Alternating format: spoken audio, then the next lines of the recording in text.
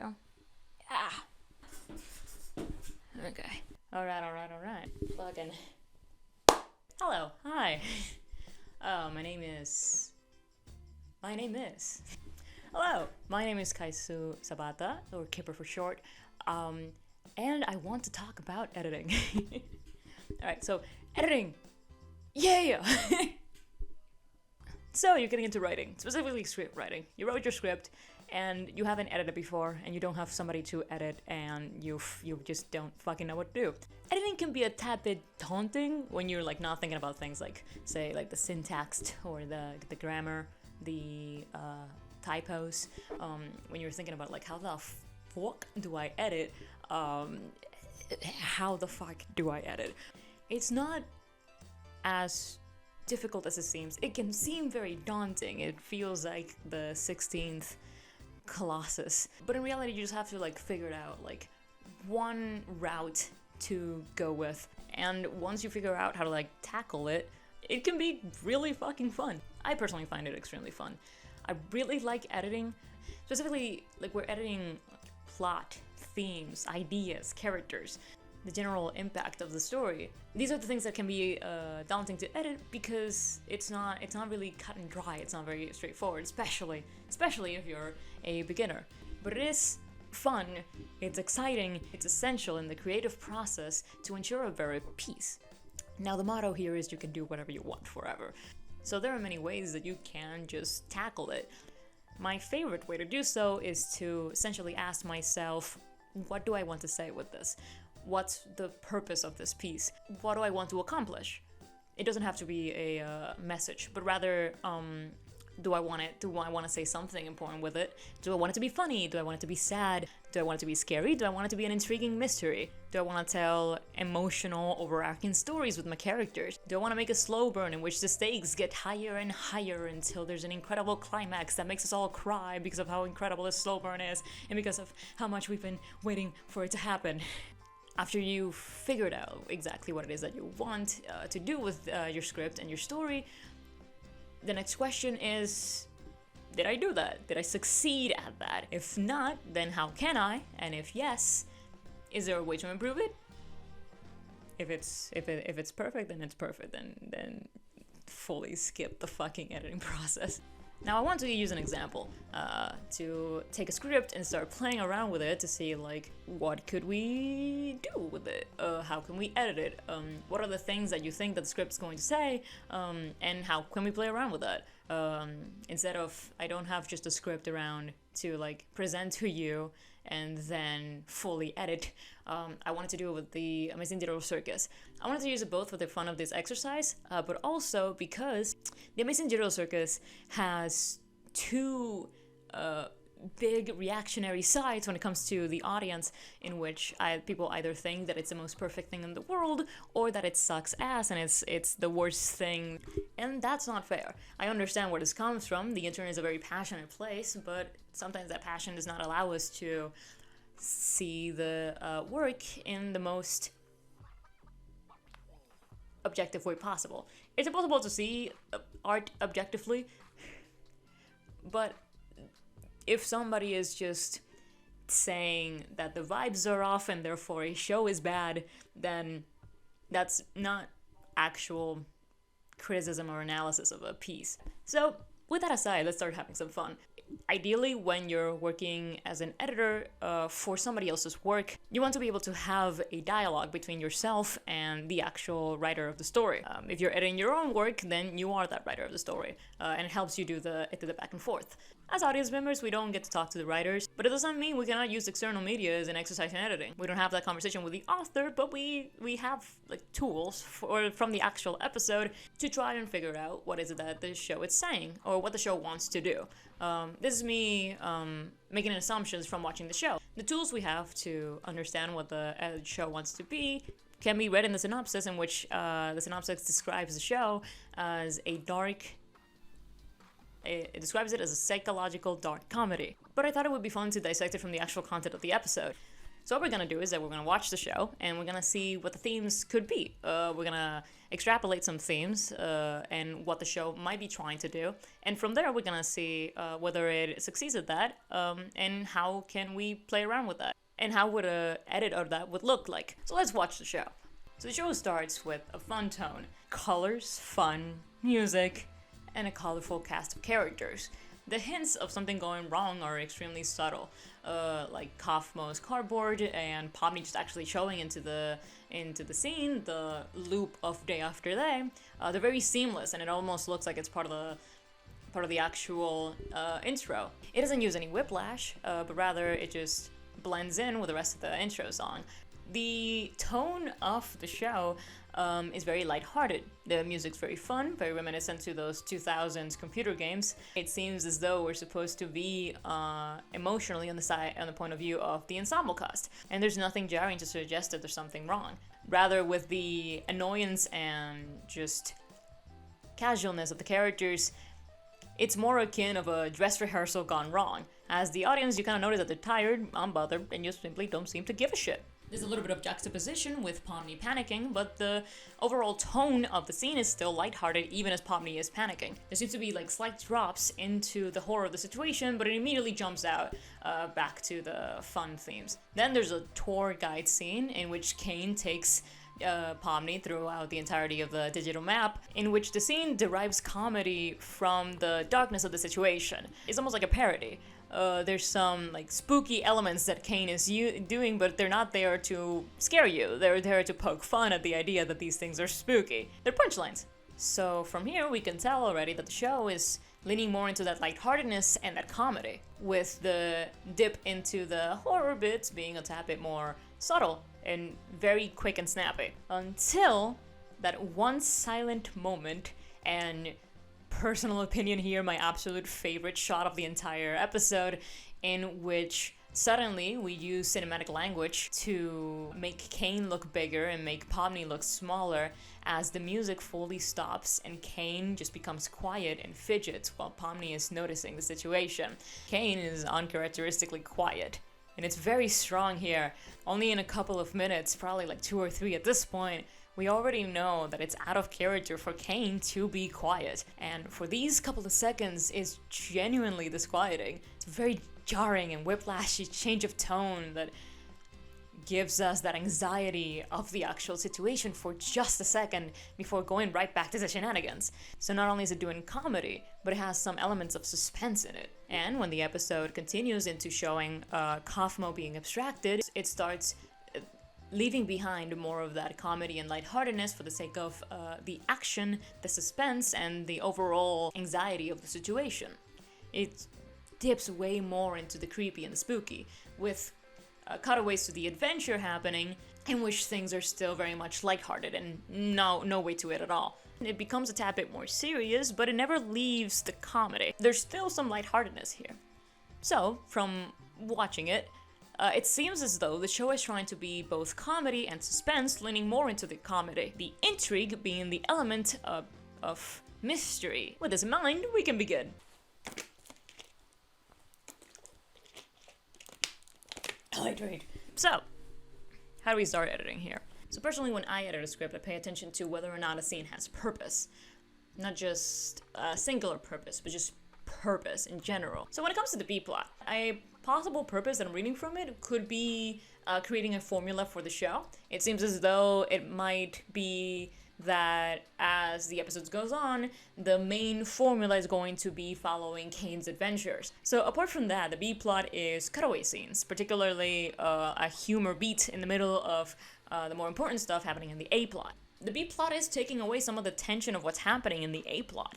Not to say that you can't have an A-plot, a tense A-plot, and have it be cut away with a comedic B-plot. The problem is that both scenes have an element of comedy. The A-plot itself is cutting off the own tension in the A-plot with humor in those scenes, and then we cut away to the B-plot that just adds more humor in between the tense and humorous moments in the A-plot. It just does a disservice to the tone of both scenes. If the A plot is already providing us with comedy, then why have the B plot have that cutaway at all? Something that I would recommend here is to take away most of the comedy from the A plot and leave all of that in the B plot. It would create tonal whiplash in between the scenes that can enhance the tones of both scenes. It can enhance the tension of one scene, and it can enhance the comedy of the B plot. If you have an incredibly tense scene in the A plot and you cut away with a sudden comedic punchline in the B plot that the audience is not expecting, then that causes a whiplash that enhances and supports the punchline in the B plot. The comedy in the B plot also enhances and supports the tension and suspense of the A plot. There's also the fact that the B plot doesn't do much in terms of growing the rest of the characters in the ensemble. There's not much really happening in the B plot. When it comes to the importance of it, you can essentially take away the entirety of the B plot and it won't really change much of the story. So in this edit, my first mission would be use the B plot a tad bit more productively in the story, either for comedic purposes, character depth, or plot relevance.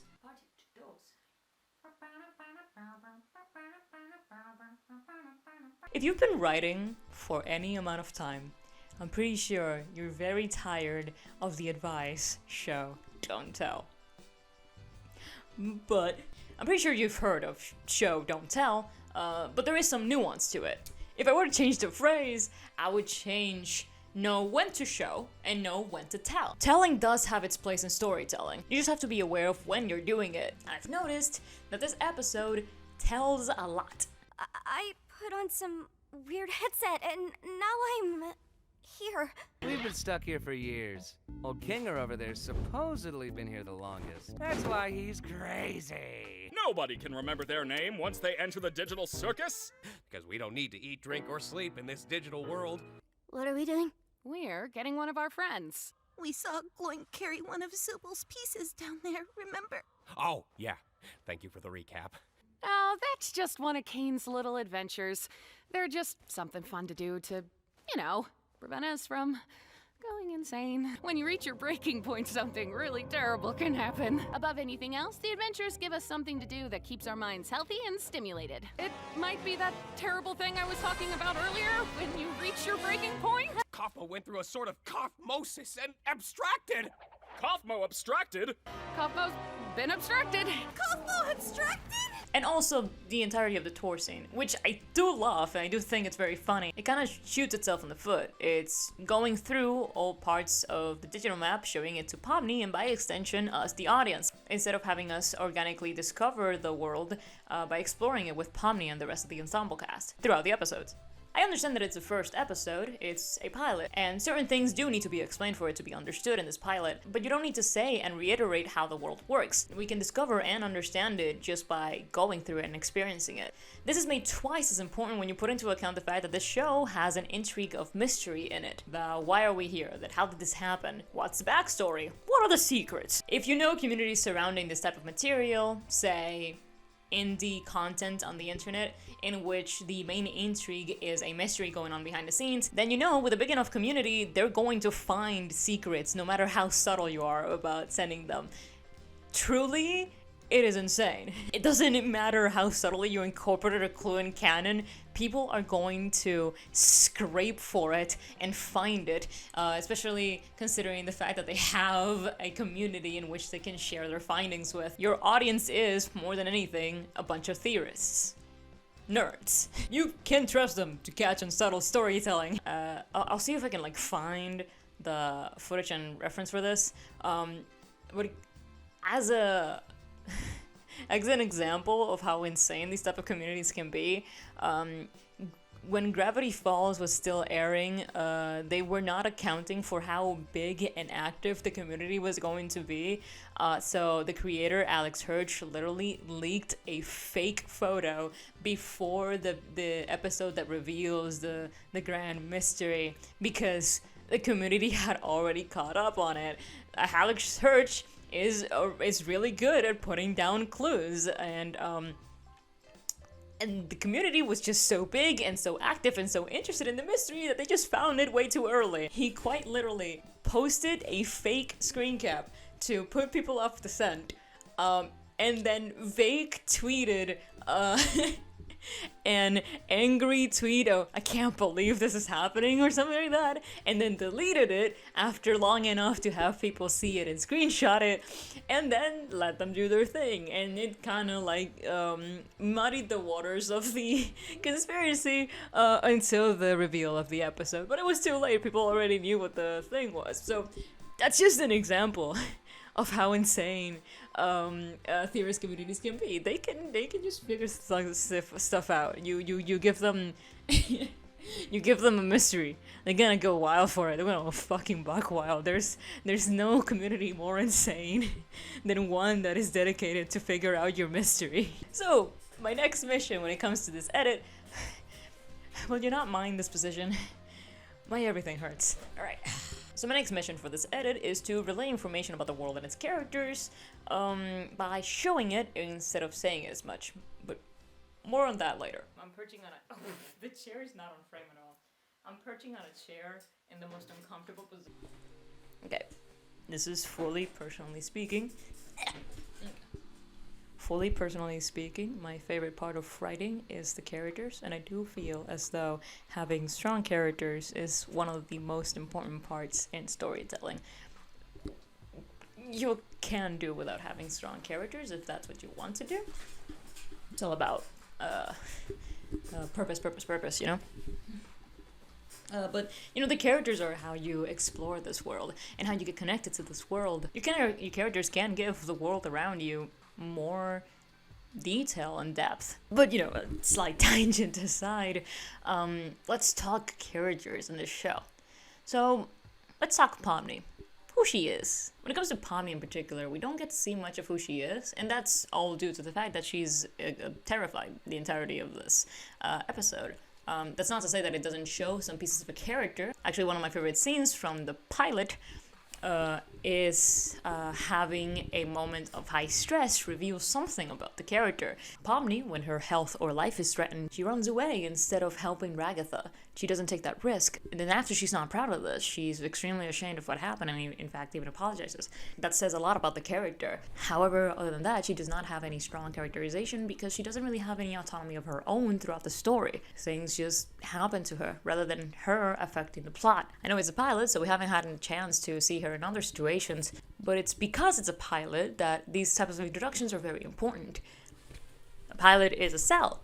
You're selling your story and you're also selling your characters. It might help to not have her immediately thrown into a situation that makes her anxious and nervous. However, we can't really do that because, you know, it's part of the mystery. She has to be thrown immediately to the show, and if she's immediately thrown into the circus, to the digital plane, then how are we going to be able to see the character before the anxiety? One way to see more depth to the character before getting her being anxious throughout the episode is to like give us the opportunity to be able to know Pomni before she's put immediately into survival mode. But how, really? The episode has to start with her immediately in the digital world because of the mystery aspect. I'll go into that in the edit. Other characters have way stronger characterization. Ragatha is extremely strong. There also seems to be either a possible duo or trio with Kinger, Kinger Gangle and possibly Zubul. I will say it probably wasn't a good idea to get rid of Zubul in the first episode. It was hilarious and I loved the bit. However, I feel like that's a bit that you should do in another episode. We didn't really get a chance to see a bunch of Zubul in this episode because of that bit. And it's a shame because she was a really fun character and I really wanted to know more about her in this one episode. When it comes to Jax, he has an incredibly strong characterization. A lot of that is thanks to the animation that just makes him pop. He's very much alive. He's a very interesting character to see. It's incredible. It's lovely to see him have these very fun animations with his expressions as the episodes goes on.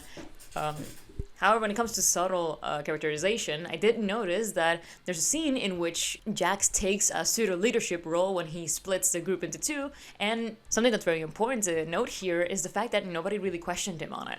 Everyone was just like, all right, and they just followed Jax's leadership. That's something that might be explored in later episodes of the season. I really hope I'm not super pale. I feel like I'm the fucking moon. Am I more pale now than I was earlier? I hope not. God, I hope not. Ragata is sweet. She's trying really hard to not lose herself. She does seem like she's going to be the next one to abstract, but that's a personal theory.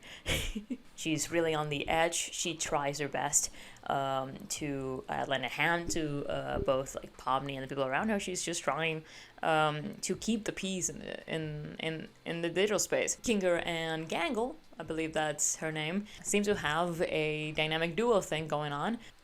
Kane is perfect. His character embodies perfectly what the show is trying to be, at least in our dissection of the script. He is the comedy, he is the suspense, and he is the mystery. Despite the fact that he explains what happens at the end with the exit door, you have no clue whether or not that's the actual reason why that happened. He could either be somebody that is actually trying to help the crew, or he's actually the brains of the operation. The evidence goes both ways. He's an incredible source of comedy. He has the strongest punchlines in the show. Having that one scene in which he fidgets immediately sparks intrigue. We know a lot about this character just from the couple of scenes that we get from him. From his loudness and abrasiveness, to the mystery surrounding him, to what seems to be care, either genuine or not, of the rest of the characters. And as a bonus, his voice acting is just fan-freaking-tastic. Can I have a moment here to talk about how fucking delicious this animation is? I want to eat it. Especially the character design. The silhouettes are fun and distinguishable. Jax's expression are always a joy to see whenever he's on screen, and I would be a liar if I didn't say that Ragatha's face glitching and turning into a game of Pong does not make me laugh every single fucking time. Outside of Kane and to a lesser degrees Jax and Ragatha, there doesn't need to be too strong of a characterization for the ensemble cast. And it is a pilot. That is understandable. That as a pilot, you understand these characters and their and the archetypes that they represent, and you probably don't have too much time to give more intrigue to these characters. However, you don't need that much time. There's an unaired TV pilot of the Boondocks on YouTube. It's literally only 6 minutes long. It uses those 6 minutes incredibly well to introduce the characters and introduce the main archetype, while also introducing a theme that might be explored later, a little extra layer to what the character is. I'll leave the link to that below. Another example is the pilot of Community. It doesn't take too long for you to see the deeper characteristics that are going to be explored later on. It takes 2 lines. One to establish their archetypes, and one to start giving you the ideas that there's more to these characters. And they do that in 2 lines each character. And I would be amiss not to mention one of my favorite indie animations right now on YouTube, Bigtop Burger. I'm not gonna give up too much. I'd rather you watch the actual show. And we'll link a link to the description as well. Despite the fact that each episode is very, very short, in just the first episode and then supported by the rest of the season, you can tell the hiring order of the employees in the food truck. The show's about a food truck.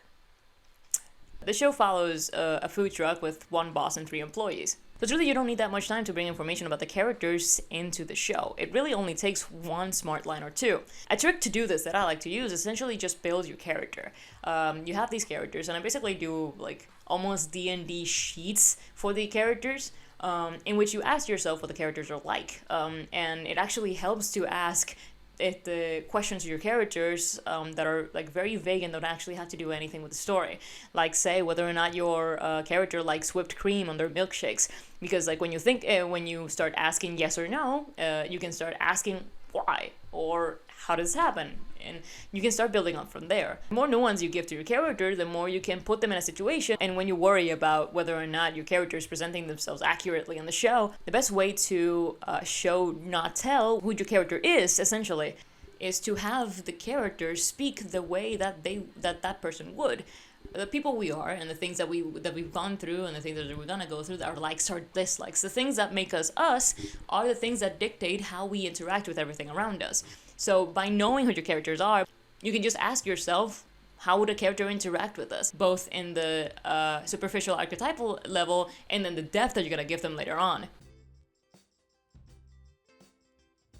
So, now that I know the points I want to strengthen in this script, how do I approach it? Well, I'm going to give a couple of pitches. Before I give the pitches, let's start with this.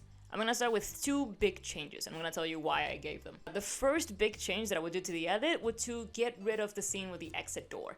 While super fun and an incredible lore drop, I do believe that it does 2 things.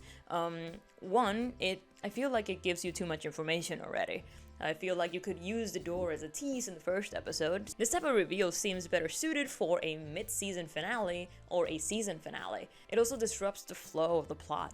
It comes out of nowhere. Pomni does not discover it on her own. It just kind of like appears in front of her for no reason. Though that could be explored in later episodes. I'm not gonna pretend that's not the thing that's gonna happen. As it is in this episode, it just appears in front of her for no good reason. And it does not overall mix with the theme of this episode. So for this edit, I would pitch to hold off on the exit door, or at least to reveal what's inside of the exit door until a later episode. My second biggest change is that Kaufmo's a character before the abstraction. So here's my pitch. Pomni enters the game as though she was just playing the game. She interacts with it as a VR game. When she meets the characters after interrupting the intro, she gives the name Pomni as a screen name. Have her not immediately know that she's stuck in the game allows us to know who the character is before she gets into a stressful situation. And once we actually see the stressful situation, we see the immediate reactions to the stressful situations that reveals more about the character when it's more concentrated in its tension. My next pitch, you turn the B plot into the A plot. Pomni's playing the game, and she's following the Kane adventure with the rest of the cast as though she was actually just playing a game. Using this as the main plot, you can start revealing places in the digital space in a more organic way as we start going from room to space to have a longer adventure. The adventure in the actual episode is kind of condensed to just like the hole in the cave and the conversation with the glowing queen. In the actual episode, it's a very, very small piece. So by turning the B plot into the A plot, we actually extend that more, have it more of an escalating narrative. We go from space to space, and the adventure gets harder as we go. And a fun thing you could add here is to have actual elements of escape rooms in the adventure itself. It's a subtle way to fit the theme. One of the digital spaces we can explore during this adventure is the actual dorms in the hallway. The scene with the hallway and dorms is an incredible show of subtle storytelling, with the doors in the back being crossed off as you see how many people have stayed here, been stuck here, and been abstracted. So that can be one of the locations we still explore while having this adventure. It can be the same adventure as the actual episode, or something that has more of a scavenger hunt appeal to it, to allow us to play around with the space more. So Kaufmo. I want Kaufmo to be alive for this episode. Kaufmo is part of the ensemble cast, and we introduce him as a rather endearing, fun character. He's very welcoming and very interested in becoming friends with Pomni. Early on in the adventure, we can have Pomni go through something that makes her uncomfortable, make her want to leave the game, but she can't. Jax can make a comment about how it took her long enough to finally understand her situation, and starts mocking her and her name. She kind of tries to defend herself, saying that Pomni's not her real name, and then she says, "My real name is..." Before she can finish her sentence, she is distracted by Kane and Ragatha. And here we start teasing the idea that Pomni can't escape the game, doesn't know what her name is, and she doesn't remember what her life is. But we don't actually get all the way there yet. And here we establish a trio between Pomni, Ragatha, and Kaufmo. Ragatha is trying her best to make sure that Pomni does not lose her mind by distracting her from the truth, while Kaufmo is actually interested in helping Pomni recognize what her name is and have her pay attention to hey, actually think about it, what your name is, and you can't remember who you really are.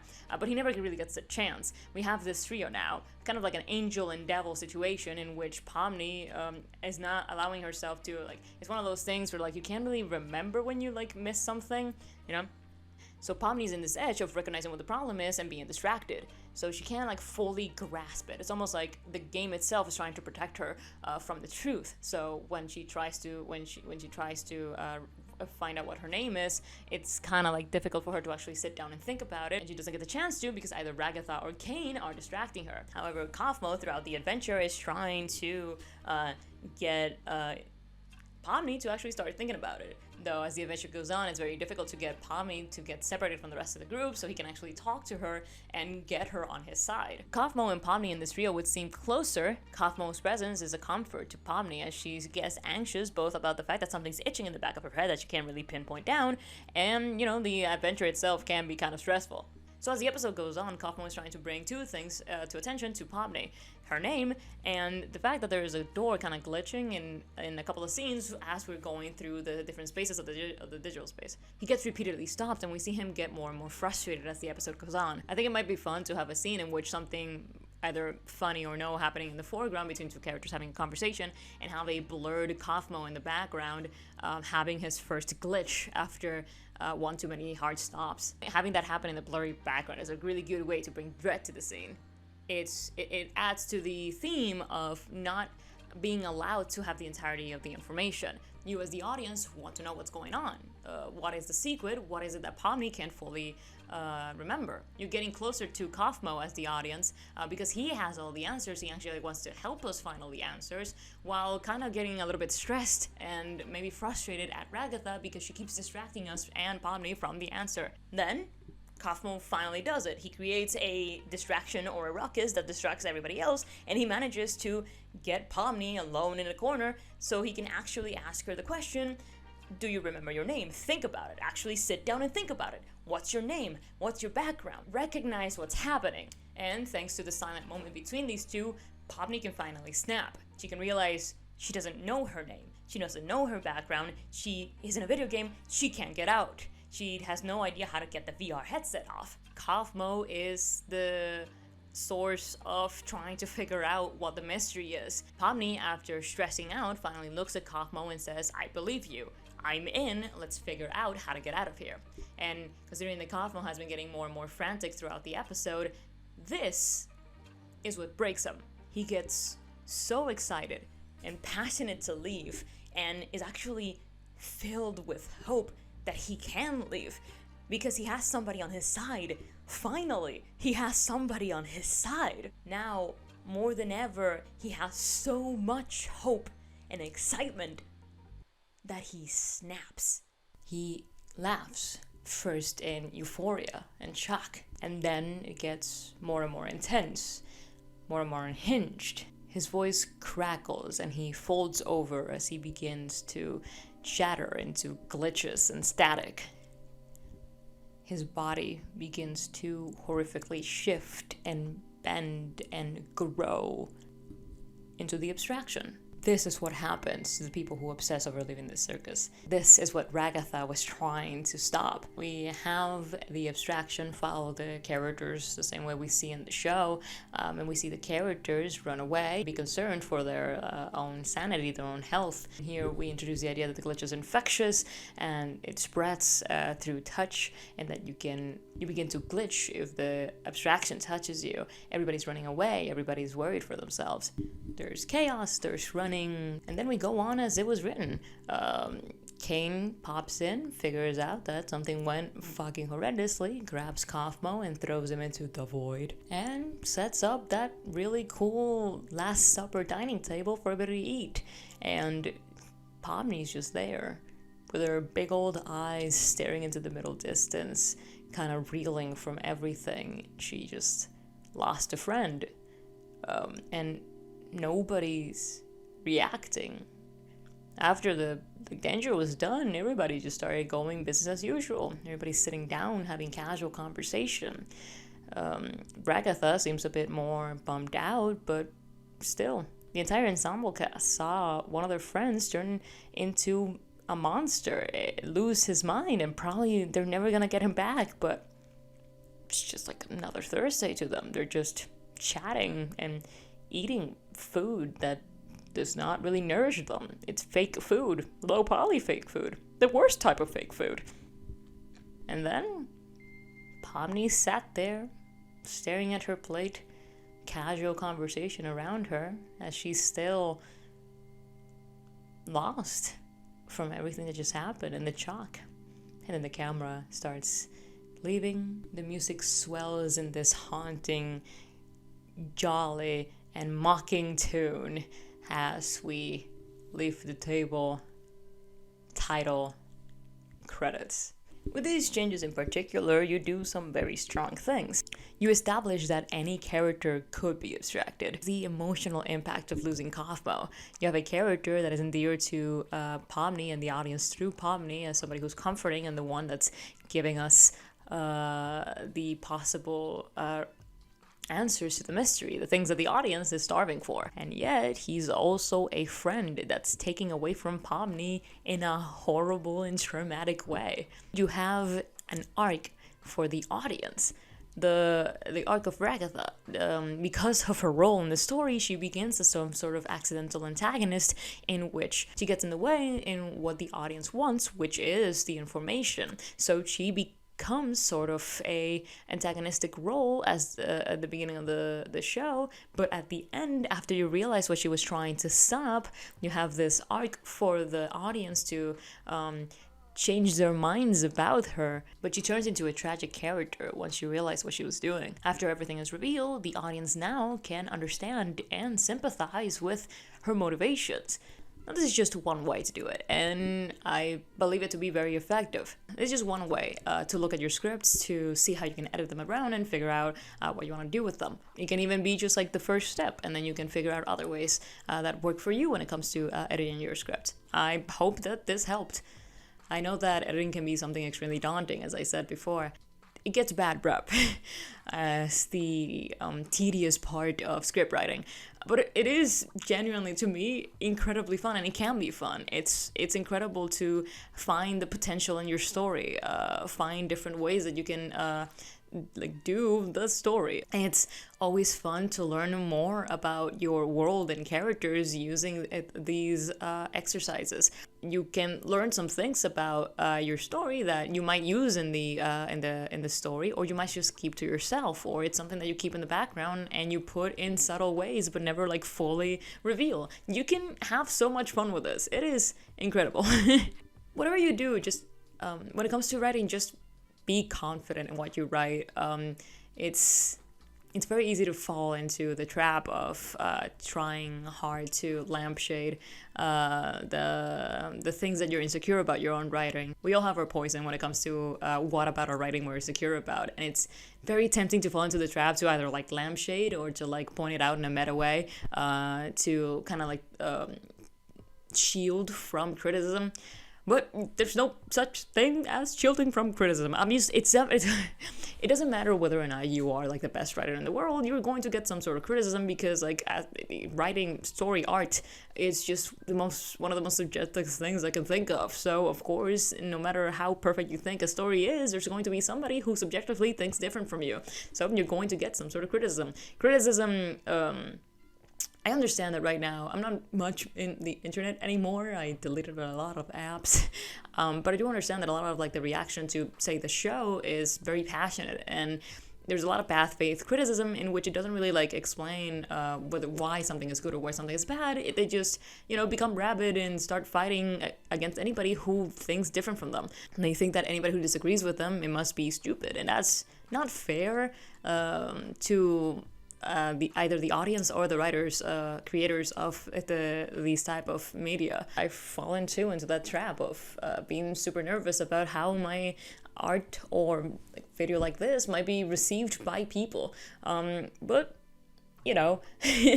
having another point of view is always a great opportunity, whether or not you're going to use it to edit your script or your art. Having another point of view really helps expand your mind as a person and as an artist. Now it'd be better if more criticism was actually constructive and not rabid and in bad faith. But you can never get away from it. So if you're a writer, write confidently. Have fun. It's yours. Nobody can take it away from you. Even the people who criticize it in bad faith. Have faith in your story, and your audience will too. Well, that's all for me today, folks. I really hope you had fun. I truly did, and I want to keep doing this. I have a lot of different ideas and videos that I want to do in the future, and they're going to take a little while longer than this one because I'm required to do a lot of research on it. So hold your horses, but I am coming back. Don't look at my past updating schedule. Don't look at that. I kind of find a new passion in this. So yeah, thank you for watching. I hope you had fun. Keep writing, and thank you for being here. Adios.